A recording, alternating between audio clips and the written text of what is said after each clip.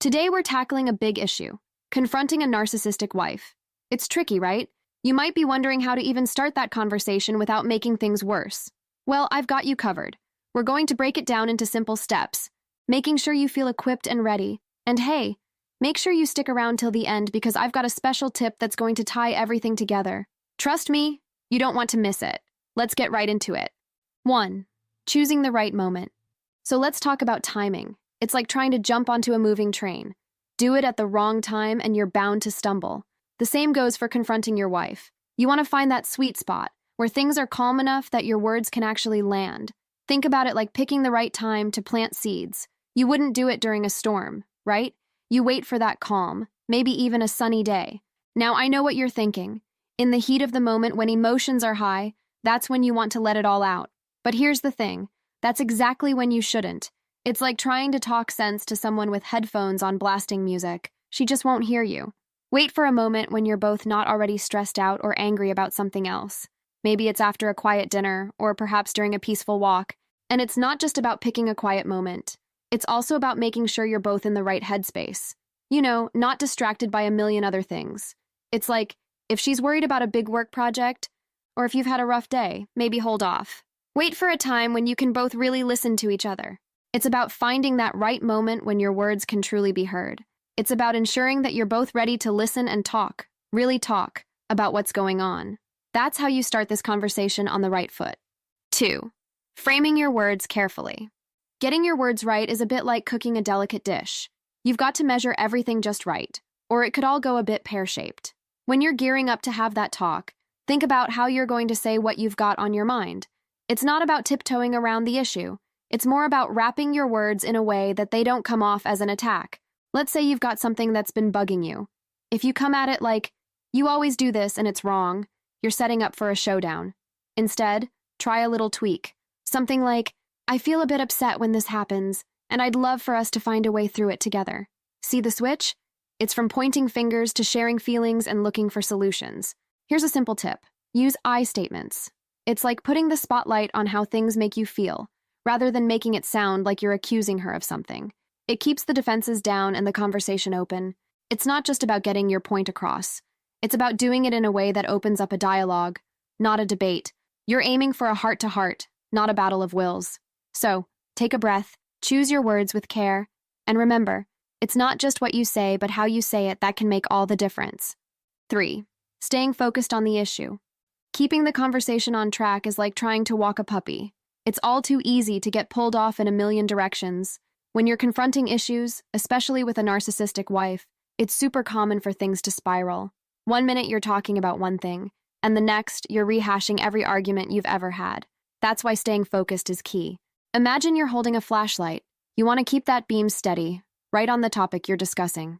If you start wandering into past arguments or unrelated issues, it's like you're shining that light all over the place but not really seeing anything clearly. Stick to the here and now. If the conversation starts to veer off, gently bring it back. You could say something like, "I understand that's important too, but let's try to focus on this issue right now. We can tackle the rest later." Staying focused is also about respecting each other's time and emotions. Dredging up the past can make things more heated and less productive. It's like opening old wounds when you're trying to heal a new one. So, keep that flashlight steady. Focus on the issue at hand, and resist the urge to bring up everything but the kitchen sink. It'll make your conversation more productive, and you'll stand a better chance of actually resolving things, one step at a time. Finding this information helpful so far? Show some love by hitting that like button, dropping a comment, or subscribing to the channel. Your support helps us reach and help more people in similar situations. 4. Managing your expectations. All right, let's talk about keeping our expectations in check. It's a bit like going to watch a movie that's been hyped up for months. If you walk in expecting a masterpiece, there's a good chance you might walk out feeling let down. The same goes for confronting a narcissistic wife. Hoping for a complete turnaround from one conversation? That might be setting the bar a bit too high. It's key to remember that change, especially in behavior and perspective, often comes in baby steps, not giant leaps. You might not get a heartfelt apology or an immediate change of heart, and that's okay. It's more about planting a seed than harvesting the whole crop in one go. So, when you decide to have that talk, keep in mind what's realistic. Think about what small signs of progress would look like. Maybe it's just getting her to listen without interrupting, or acknowledging your feelings, even if she doesn't fully agree. These little wins can be big steps forward in the grand scheme of things. And consider your own reaction. Managing your expectations helps you stay calm and collected, no matter the response. If things don't go as hoped, it's not a total loss. It's an opportunity to learn, adjust, and try again with a clearer understanding of where you both stand. In a nutshell, go into it hopeful, but grounded. Keep an eye out for those small signs of progress, and remember, it's all part of the journey. Keeping your expectations realistic can make the path forward a little smoother for both of you. 5. Protecting your emotional space. Taking care of your emotional space is like making sure you have a safe spot in a storm. When you're dealing with tough conversations, especially with your narcissistic wife, it's easy to get caught up and feel drained. It's super important to look after your own feelings in the process. Think of it this way. You're the captain of your own ship in a big sea. Sometimes the waters get rough, but you've got to keep your ship safe. This means knowing when to steer clear of the stormy weather and when to anchor down and protect yourself. One way to do this is by setting some internal boundaries. It's like telling yourself, okay, I'll engage in this conversation, but I won't let it ruin my whole day. It's about knowing your limits and not allowing the situation to consume all your emotional energy. And don't forget to carve out some me time. After a heavy talk, do something that brings you peace or joy. It could be as simple as taking a walk, listening to your favorite music, or diving into a good book. It's all about giving yourself some room to breathe and recharge. 6. Knowing when to seek help. There comes a time when you might realize this boat you're sailing, dealing with a narcissistic partner, needs more than just you at the helm. It's like when you're trying to fix a leak. Sometimes you need a professional to really sort it out. That's totally okay. Recognizing when you need extra support is a big step in the right direction. It's like when you're lost in a new city.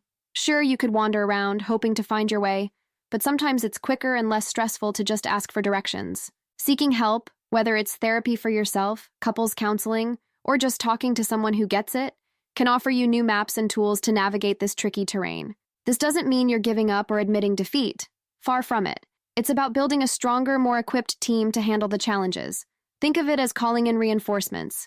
You're still the captain, but now you've got some experienced crew members to help steer through the storm. Of course, it's important to choose the right kind of help. Not all therapists or counselors are versed in narcissistic behaviors, so finding someone who really understands can make all the difference. It's like finding a guide who knows the local language and customs inside out. So if you're feeling overwhelmed, or if the same issues keep circling back no matter what you try, it might be time to reach out. There's strength in asking for help, and it could be the very thing that turns the tide in your favor. All right, time for that bonus tip I promised. Are you aware of the power of positive reinforcement? It's like watering the plants in your garden, right? You want to give extra love to the ones that are blooming. Same goes for positive behaviors in your relationship. When you notice something good, even if it's small, shine a light on it. Say your wife listens well during a tough chat, or maybe she makes a small change you've discussed. Acknowledge it. A simple, "I really appreciated how you listened just now," can go a long way. You're not ignoring the big issues or pretending everything's perfect. You are encouraging more of the behavior you want to see. It's like cheering on a teammate. It boosts their confidence and shows them what they're doing right. So, keep an eye out for those positive moments and let them know you see them. It can slowly but surely start to shift the dynamic, making room for more understanding and less conflict. And who knows? It might just make those tough conversations a bit easier to navigate. Here's to finding and nurturing the positive, one step at a time. Want to learn more about how you can improve your relationship with a narcissistic wife? Watch our video on decoding their cryptic communication. Or get tips on setting boundaries. Thanks for watching. Like, comment, and subscribe for more.